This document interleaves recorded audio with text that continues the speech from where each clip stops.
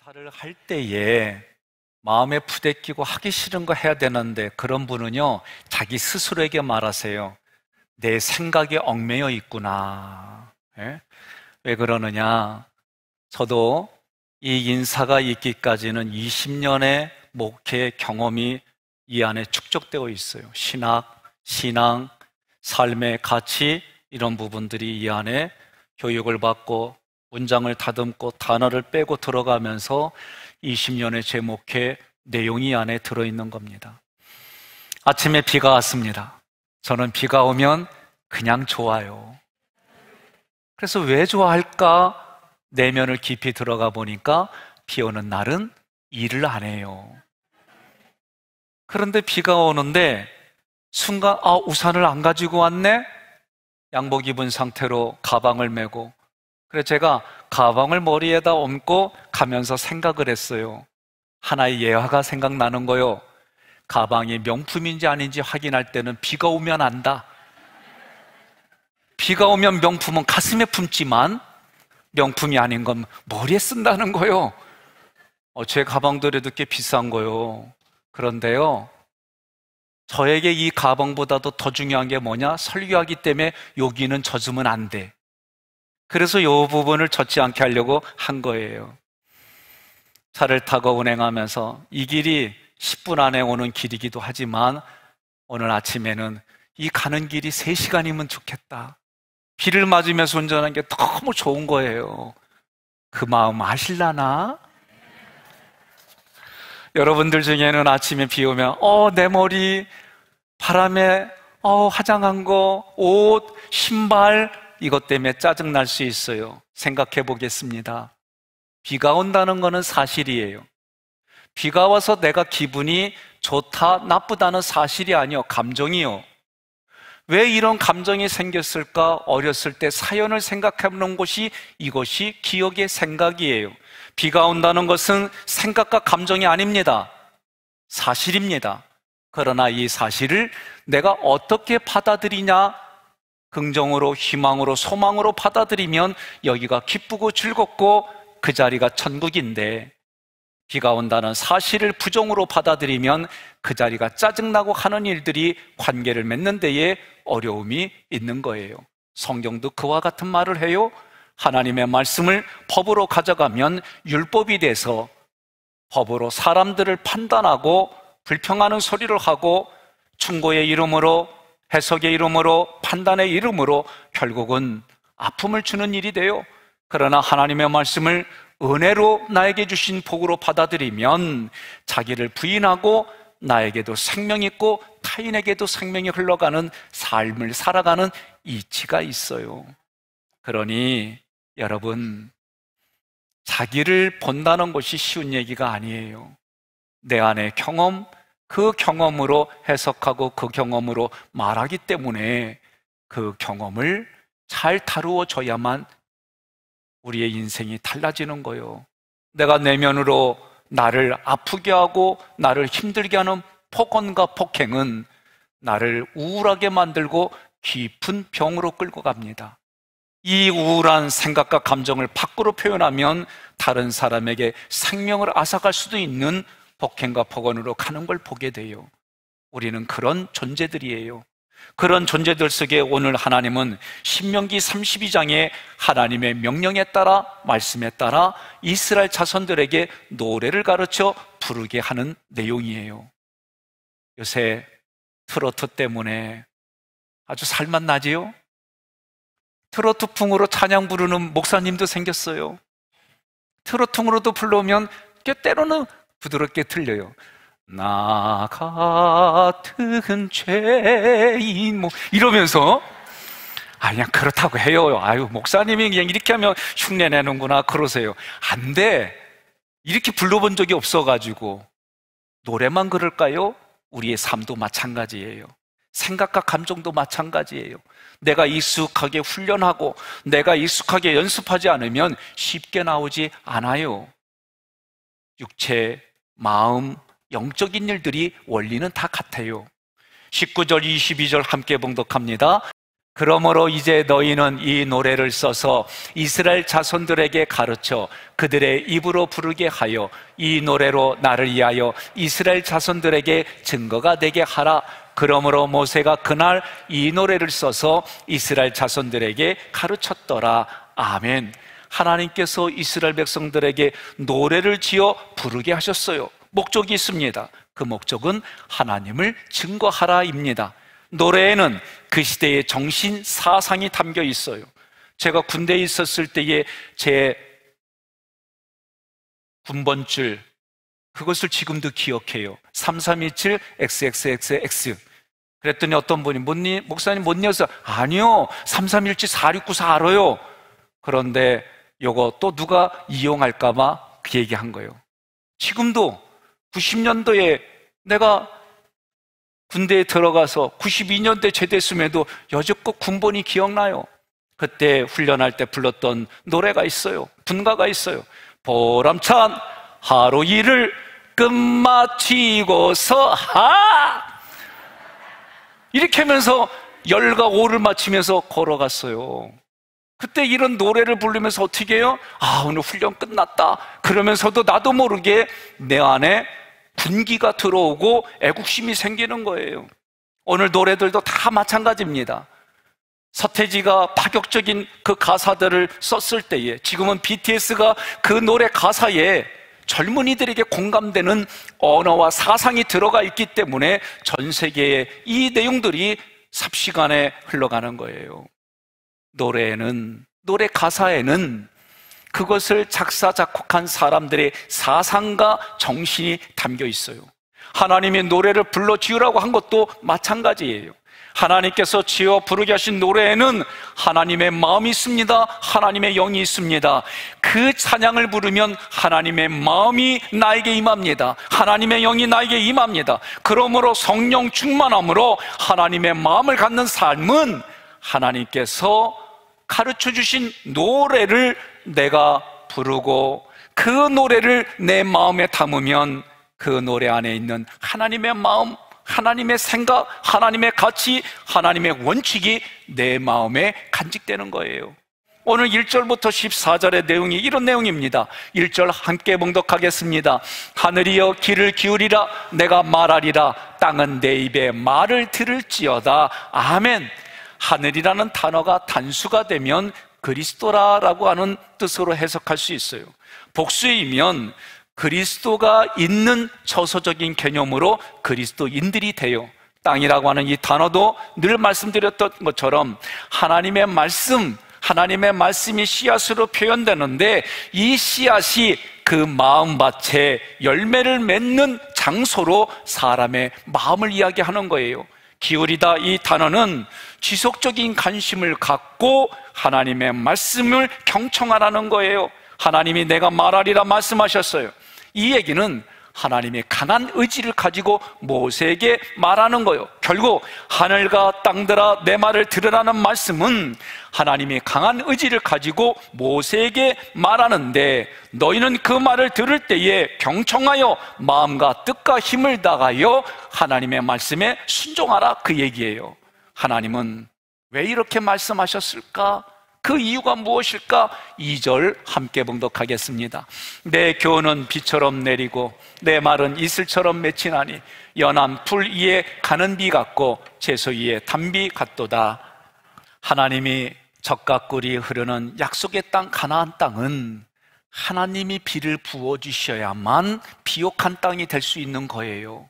가나안 땅은 하나님이 적당한 비, 적당한 이슬을 내려줘야만 생명이 유지되고 열매를 맺을 수 있는 곳이라는 거예요. 마찬가지로 우리의 마음이 건조합니다. 우리의 마음이 척박합니다. 그런 마음밭에 말씀의 단비, 말씀의 이슬이 떨어져야만 그 안에 말씀이신 생명이신 예수 그리스도가 내 안에 생명으로 있고 그 예수 그리스도의 생명의 열매를 맺게 된다라고 얘기를 하는 거예요. 여러분, 착한 일 하자, 선한 일 하자 하는 곳에 사람이 많이 모여요? 싸움 난 곳에 구경하느냐고 많이 모여요? 그래요. 그거는 다른 사람 얘기하는 게 아니라 자기 얘기하는 거예요.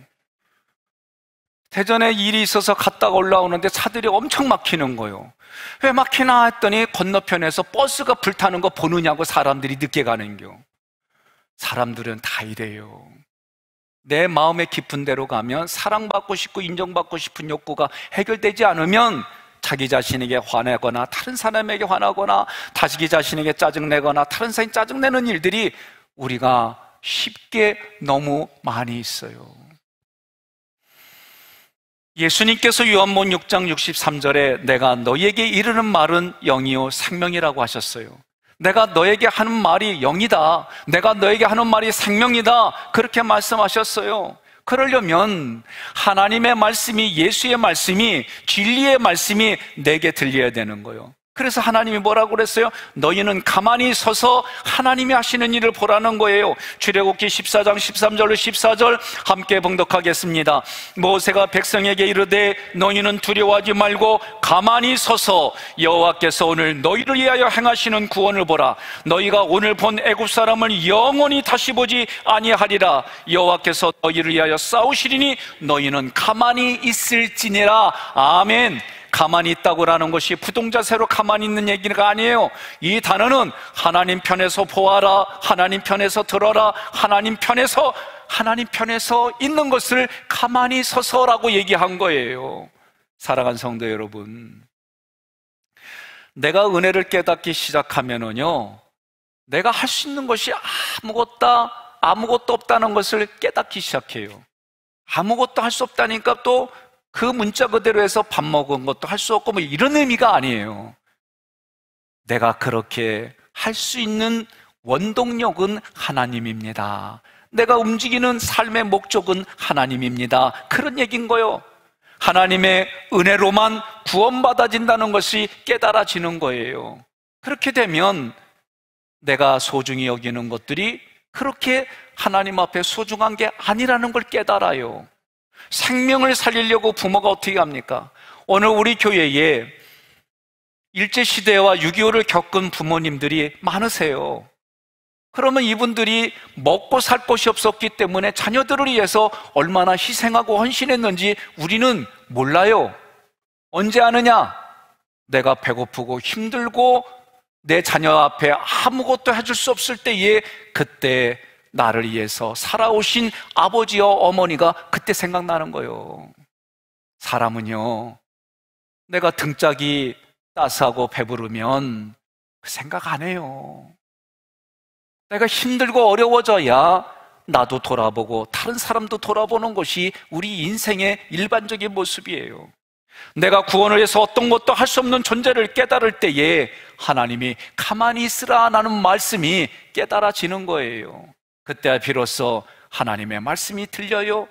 그래서 신명기의 처음 시작이 신명기 이름이 뭐예요? 쉐마 이스라엘아. 이 히브리 말을 바꾸면, 번역하면 쉐마 들어라 이스라엘아, 하나님의 말씀을 들어라 이스라엘아, 그 얘기예요. 7절에서 모세가 말씀을 들었으면 그 다음부터 기억하고 생각하고 물으라고 했어요.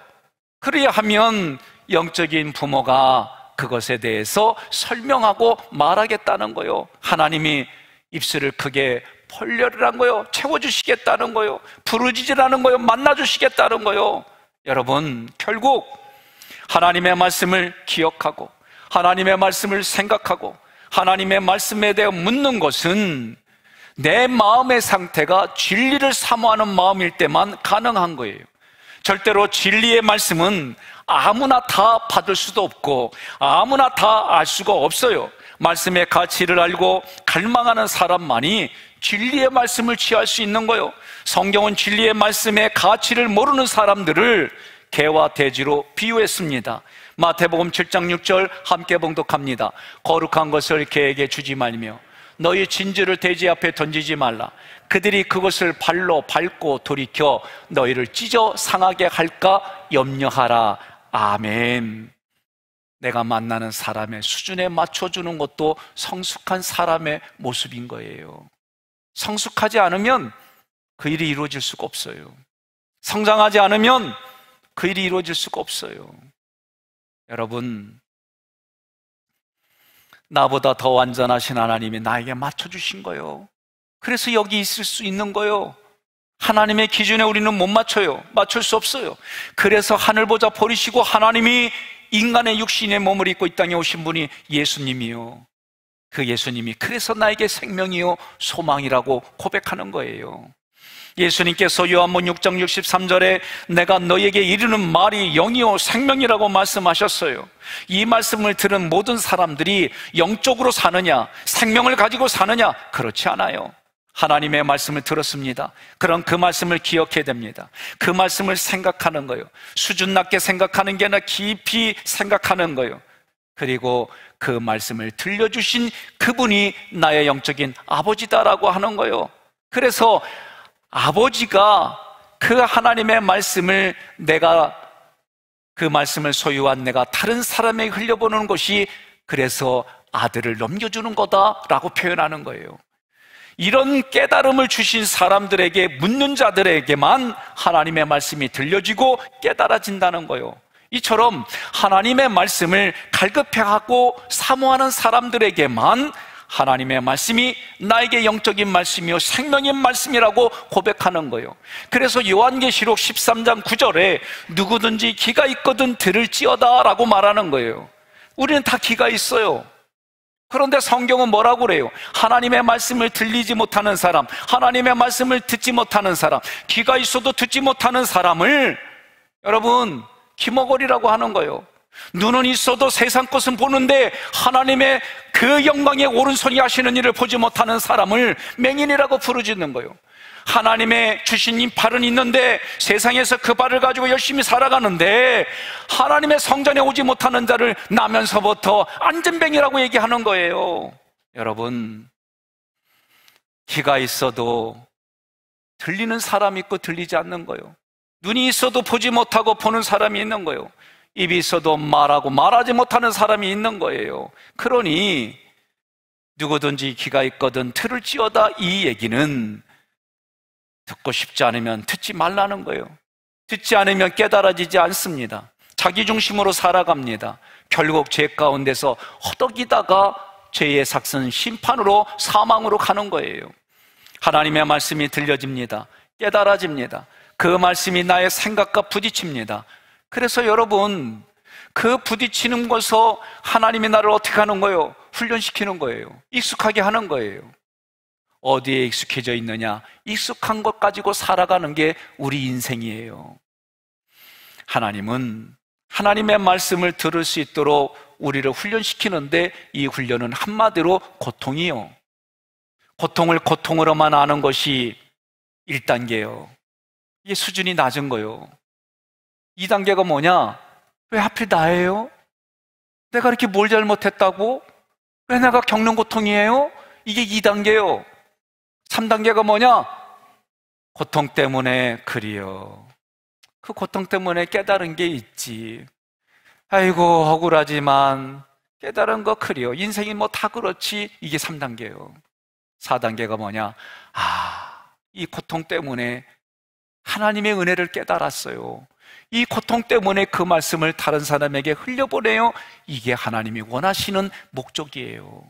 제가 일부 예배 드릴 때 조용히 앉아서 하나님, 잠깐 묵상하는 가운데 문재인 정부가 오늘날 이 예배와 이런 것들을 규제하는으로 인해서 처음에는 불편하고 힘들고 짜증났어요. 그런데 이것 때문에 깨달아지는 게 뭐냐? 예배가 소중하구나, 말씀이 소중하구나, 이제 하나님이 이걸 통가지고 우리에게 기준을 삼은 날이 가까이 오는구나. 그래서 문재인 정부에게, 그때는 원망인데 지금은 이런 걸 깨닫게 해준 문재인 정부요, 감사하네. 그러니 나보고 문재인 정부 되게 미워한다고 말하지 마시오. 여러분, 사실을 내가 어떻게 받아들이고 깨달아지느냐에 따라 표현이 달라질 수밖에 없는 거예요. 하나님의 말씀을 들을 수 있도록 우리를 훈련시키는데 그것이 우리에게는 고난이고 고통이요. 10절과 12절 교독하겠습니다. 여호와께서 그를 항무지에서 짐승이 부르짖는 광야에서 만나시고 호위하시며 보호하시며 자기의 눈동자같이 지키셨도다. 여호와께서 홀로 그를 인도하셨고 그와 함께한 다른 신이 없었도다. 아멘. 하나님밖에 없다는 걸 믿고 고백해야 되는 거예요. 이것이 우리의 성경이 약속한 말씀이에요. 왜 하나님께서 항무지와 짐승이 부르짖는 광야에서 고통을 겪게 하실까? 왜 꼭 그곳에서 만나 주실까? 어찌하여 독수리가 새끼를 훈련시키듯이 우리를 혹독하게 훈련하며 인도하실까? 이것의 의도가 뭘까 고민해 봐야 되는 거예요.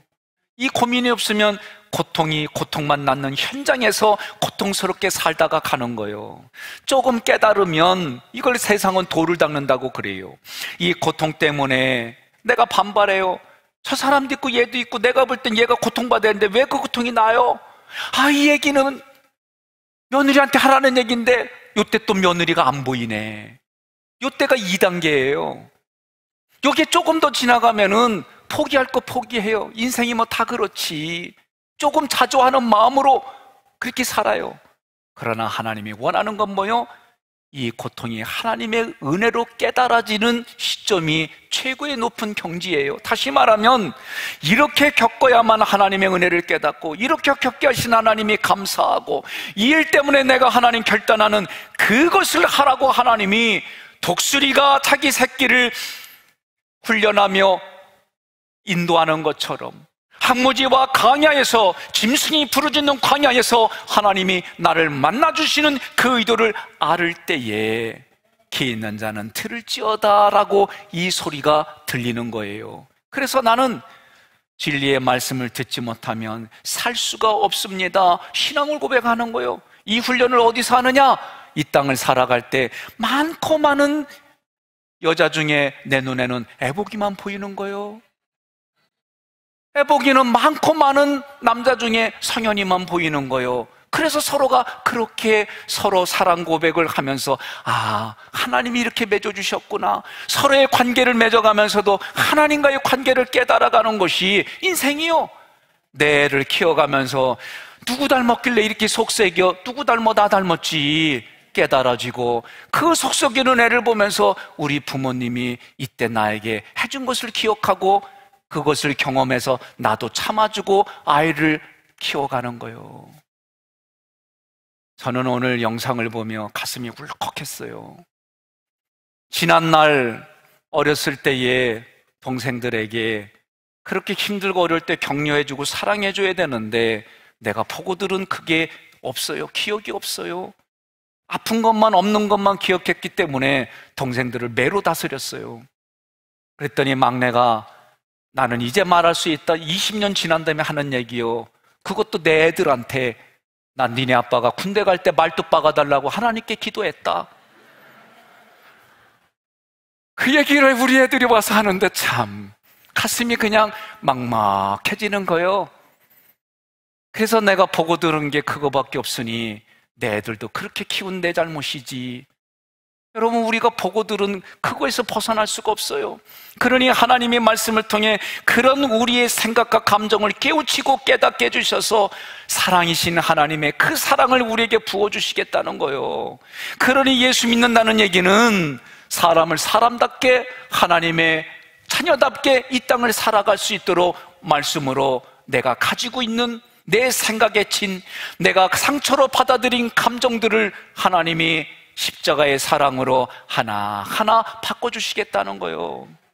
내가 말씀에 대하여 그렇게 가난한 상태가 되어야만 내 인생의 13절, 14절의 상황이 펼쳐지는 거예요. 13절, 14절 함께 봉독합니다. 여호와께서 그가 땅의 높은 곳을 타고 다니게 하시며 밭에 소산을 먹게 하시며 반석에서 꿀을 굳은 반석에서 기름을 빨게 하시며 소의 엉긴 젖과 양의 젖과 어린 양의 기름과 바산에서 난 순양과 염소와 지극히 아름다운 밀을 먹이시며 또 포도주와 붉은 술을 마시게 하셨도다. 아멘. 그 시대의 상황으로 말하면 13절과 14절은 몸의 최고의 서비스를 받는 거예요. 성경은 우리의 육체를 위해 성경을 기록한 게 아니에요. 우리 육체 내면에 있는 영혼을 위해 성경이 기록해 있어요.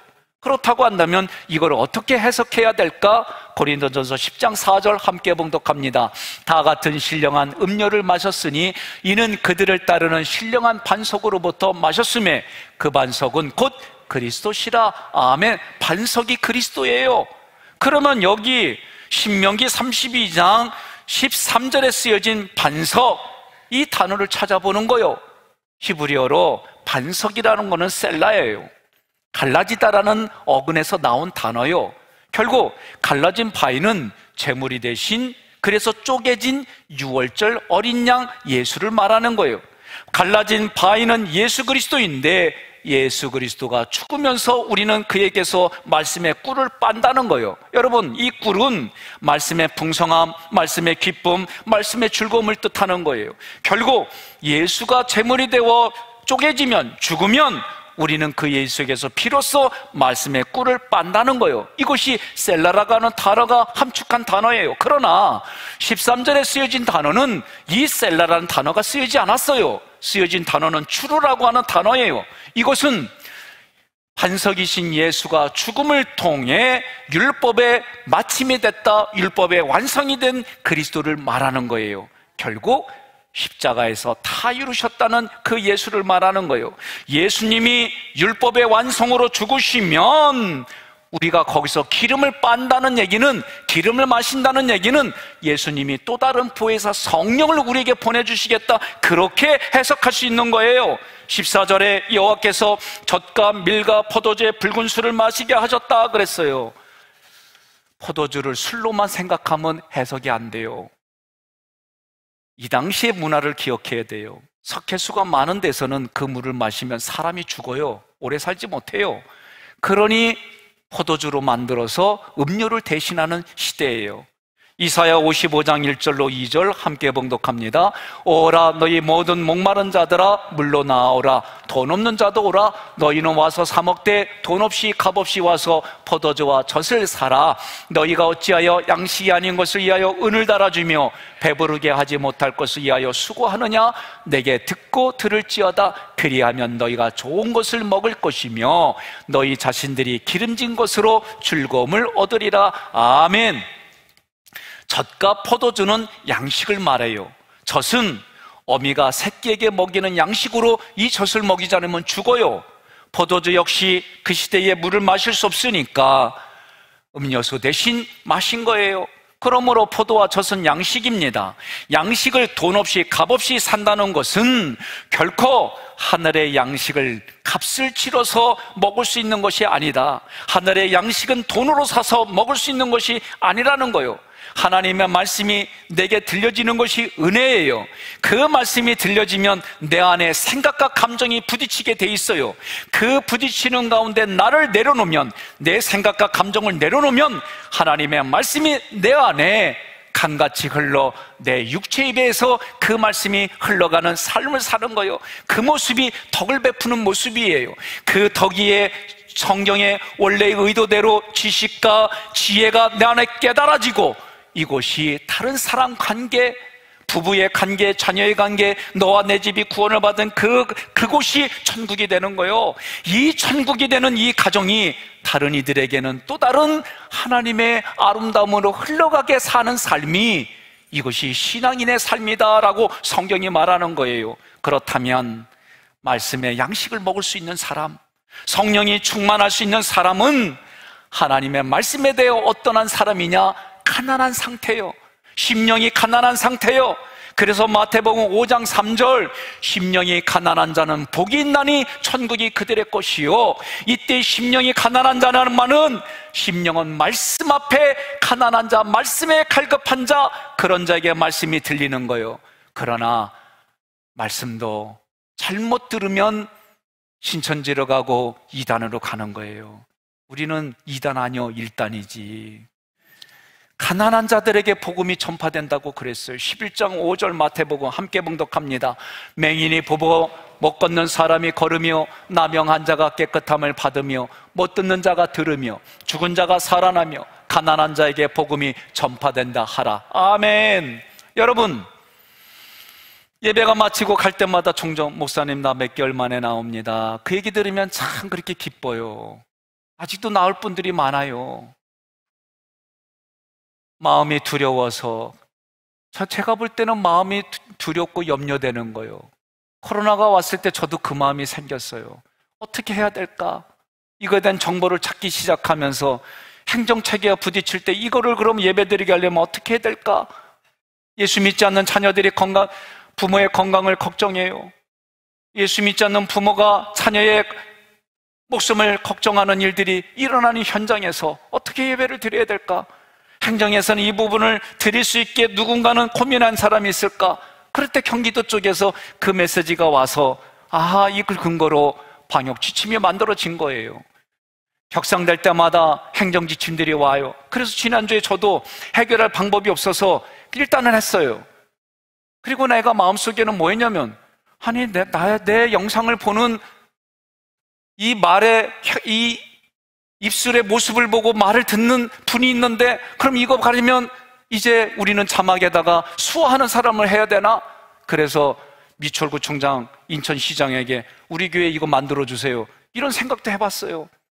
지난주에 우리 중부연의 감독님이 시장님을 만나시고 이런 플라스틱 아크릴판을 내서 하는 걸로 서로 얘기를 나눈 거예요. 그래서 이렇게 했어요. 여러분, 어떻게 하면 살릴 수 있고 어떻게 하면 서로 생명을 살리는 조율을 만들어 갈까? 여러분, 늘 내 삶에 일어날 수밖에 없는 거예요. 그래서 마태복음 11장 5절에 맹인이 본다는 얘기는 육체에 눈이 감겨져 있는 것만 얘기하는 것이 아니라, 눈은 떴지만 보지 못하는 사람, 하나님의 영적인 것을 보지 못하는 사람이 맹인이다라고 얘기를 하는 거예요. 그래서 하나님의 능력의 오른손이 하는 일을 보라는 거예요. 여러분, 못 걷는 사람이요, 못 걷는 사람이 예수의 이름으로 일어나 걸었더니 걸었어요. 육체적인 것만 얘기하는 게 아니에요.